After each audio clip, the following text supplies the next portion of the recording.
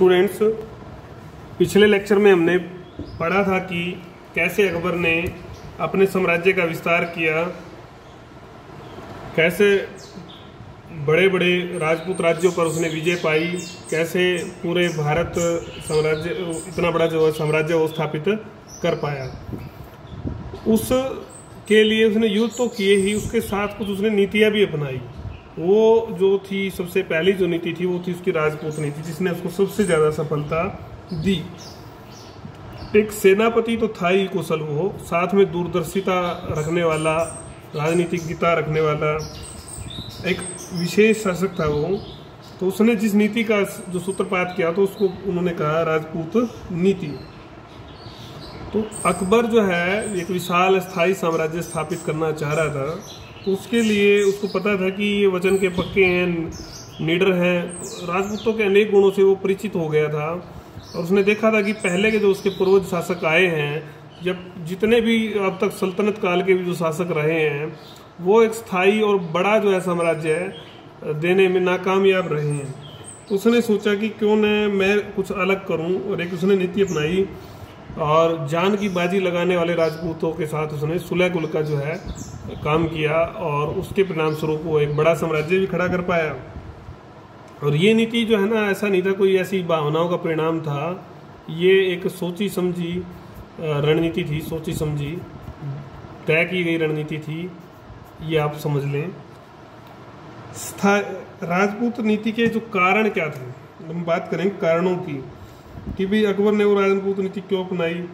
वही तो बड़े बड़े बादशाह आए थे, सुल्तान आए थे, जिन्होंने जो है ना अत्याचार किए, लूट मचाई, सब काम करके देख लिए, उसके बाद भी स्थायी साम्राज्य स्थापित नहीं कर पाए, भय का पूरा माहौल किया।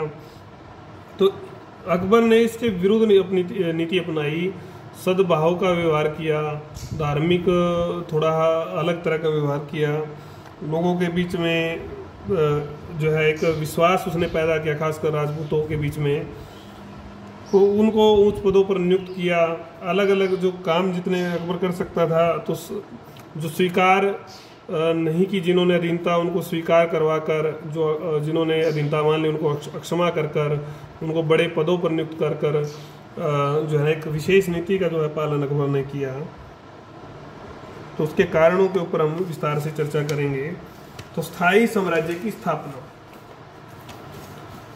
अनुभव कर लिया था कि हिंदुस्तान पर अगर राज करना है तो यहाँ के जो बड़े राजनीतिक नेता हैं, धार्मिक नेता हैं, सैनिक नेता हैं, तो उनको जो है अपने साथ जो है मिलाना जरूरी है। नहीं तो खासकर उस समय जो बड़े जो राजनीतिक शक्ति थी वो राजपूत थे और बहादुर थे, वीर थे। तो अगर उनको काबू नहीं किया गया तो यहाँ पर शांति स्थापित करना असंभव है। तो उसने ये देख भी लिया था, पहले जो 350 साल का इतिहास था उसमें भी ऐसा ही रहा कि वो लोग तुगलक खिलजी जो है संगठित और सुव्यवस्थित राज्य स्थापित नहीं कर पाए थे, स्थायी राज्य नहीं दे पाए थे। तो अब जो है अकबर ने सबक लिया, सबक लेकर उसने युद्ध और रक्तपात की नीति को छोड़कर जो है एक नई नीति का जो सूत्रपात किया, जिसको सुलह कुल की हम राजनीति कह सकते हैं, सुलह कुल की नीति कह सकते हैं राजपूतों के प्रति। ईश्वरी प्रसाद ने लिखा भी है इसके बारे में, डॉक्टर ईश्वरी प्रसाद इतिहासकार हैं, वो लिखते हैं, ये कोट आपको कुछ याद भी रखने चाहिए कि राजपूतों के सहयोग के बिना, राजपूतों के सहयोग के बिना भारत में कोई भी जो अस्थायी राज्य स्थापित नहीं किया जा सकता था। तो न ही उनके सुयोग्य सक्रिय सहयोग के बिना कोई सामाजिक या राजनीतिक एकता संभव थी, ऐसा लिखा गया है। राजपूतों की सहायता की आवश्यकता, किस काम में आवश्यकता थी उसके बारे में पढ़ेंगे। राजपूतों के गुणों से वो है जबरदस्त परिपूर्ण थे, निडर थे, बलिष्ठ थे, शस्त्र विद्या में निपुण थे, वचन के पक्के थे, धन और पद के लालच में बिकते नहीं थे, पासा नहीं बदलते थे, कलंक लग जाने की बजाय जो है ना मर जाना पसंद करते थे। उनके नैतिक गुणों में अगर हम बात करें तो शत्रु पर पीठ से वार नहीं करेंगे, पीछे से वार नहीं करेंगे, इन महिलाओं पर, बच्चों पर अत्याचार करने को उन्होंने निंदनीय माना। इस प्रकार के अनेकों गुणों से जो है परिपूर्ण जो है राजपूत थे। तो इन गुणों से प्रभावित होकर उन्हें सोचा कि इनको सहयोगी बनाया जाए, इनसे मित्रता की जाए और इन गुणों का विशेष रूप से साम्राज्य के निर्माण में, इस चरित्र का, इनकी शक्ति का, इनके अटल स्वामी भक्ति का जो है प्रयोग साम्राज्य के स्थायित्व के लिए, बड़े साम्राज्य के लिए किया जाए, ये अकबर ने सोचा और उसके लिए ही उसने ये नीति का पालन। सरदार और जो संबंधी थे अकबर के वो विरोधी थे। आपको पता ही है, जब ताजपोशी हो रही थी तो अबुल माली जो थे उन्होंने विद्रोह कर दिया, समारोह में उपस्थित ही नहीं हुए। शाह मंसूर ने तो खुले रूप से जो है प्रधानमंत्री थे जो अकबर के, उनका विरोध किया। मिर्जा हकीम का जो है ना पक्ष उन्होंने लिया, जो भाई थे, सौतेले भाई थे अकबर के। बैरम खां जो जब तक उनका प्रभाव रहा तो तब तक तो ठीक था, लेकिन जब उनको उस पद से हटा दिया गया तो उन्होंने भी विद्रोह कर दिया था, विरुद्ध हो गए थे। महामनगा ये भी कभी जो है शक्तिशाली पद पर थी, धाए माँ थी इनकी, सारी शक्तियों का प्रयोग यही करती थी। और इनके बेटे ने जो अकबर के साथ विश्वासघात किया, युद्ध करके जो धन मिला था उसको लूट लिया, अकबर को नहीं दिया और शक्ति लोलुपता से, स्वार्थ सिद्धि से प्रभावित होकर जो षड्यंत्र रचने लगे थे। इसी तरह से 1564 में आसफ खां जो मतलब मेन सरदार थे, बड़े सरदार थे जिनके ऊपर अकबर विश्वास करता था, उन लोगों ने, आसफ खां ने, अब्दुल्ला उज़्बेक ने, खाने जमान ने, इन मिर्जाओं ने जो है विद्रोह किए। जैसे ही उनको मौका मिलता वो विद्रोह करते और अकबर को जो है नष्ट करने की सोचते। तो अब उसने, अकबर को जो है ये एहसास हुआ कि अगर आपको स्थायी साम्राज्य स्थापित करना है, अगर इसको रखना है, तो इसके लिए आपको एक बड़ी शक्ति का जो है सहयोग चाहिए। वो थे राजपूत, जो इनसे इसकी रक्षा कर सके। अफगान खतरा हमने पहले भी सुना है, सिकंदर शाह सूरी और आदिल शाह सूर, ये इसके भयंकर शत्रु थे। पानीपत की दूसरी लड़ाई में हालांकि बैरम खां की सहायता से इनको तो नष्ट कर दिया था, लेकिन उसके बाद भी उत्तर पश्चिमी सीमा प्रदेशों में, खासकर बिहार, बंगाल, उड़ीसा में कई अफगान सरदार अब भी रहते थे, जिनमें से आदिल शाह शेर के जो पुत्र थे वो थे शेर खां और सुलेमान कुरानी जो थे ये अधिकार की अभिलाषा रखते थे, किसी न किसी तरह से अकबर की शक्ति कमज़ोर पड़े, उनको मौका मिले और वो गद्दी को हथिया लें। तो अकबर चाहता था कि इनकी शक्ति को जो है किसी तरह से नष्ट किया जाए।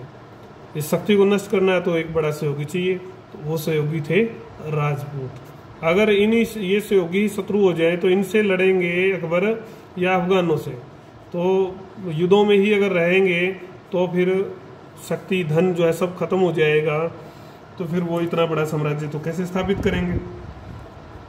अकबर की जो साम्राज्यवादी नीति थी उसकी सफलता के लिए भी आवश्यक था।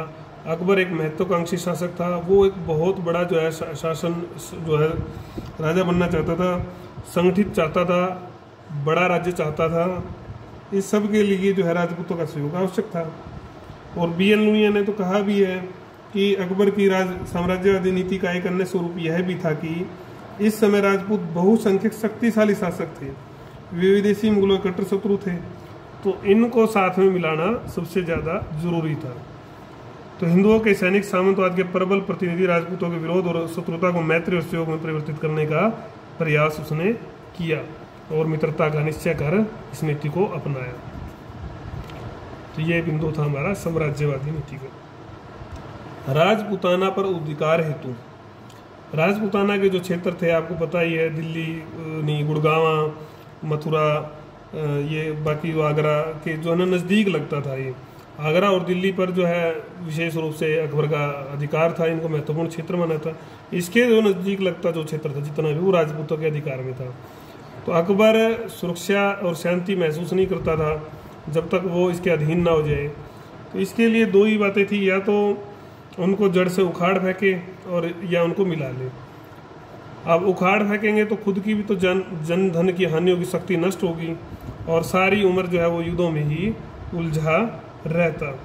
तो अब ये सब उसके कांटे की तरह जो है आँखों में चुभते थे।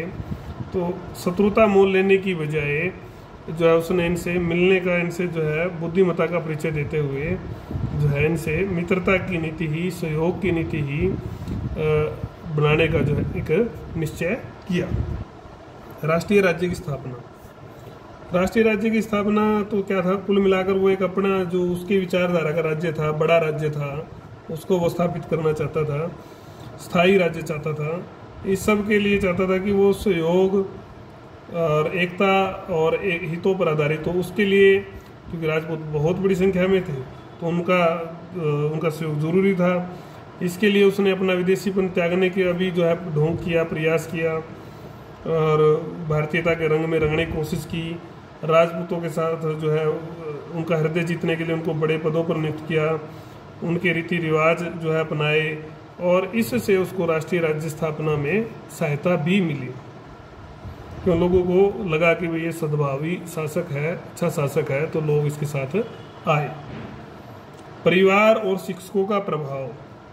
अगर हम परिवार और शिक्षकों के प्रभाव की बात करें तो विशेष रूप से ये एक राजपूत जो राजा थे उनकी छत्र छाया में इनका, क्योंकि हुमायूं के पास उस समय कुछ नहीं था, उस छत्र छाया में जन्म हुआ तो एक कृतज्ञ हो गए थे स्वभाव से ही कि देखो कैसे उन्होंने हमारा देखभाल की, संभाला। जबकि इसके जो पूर्वज थे वो कट्टर सुन्नी मुसलमान थे।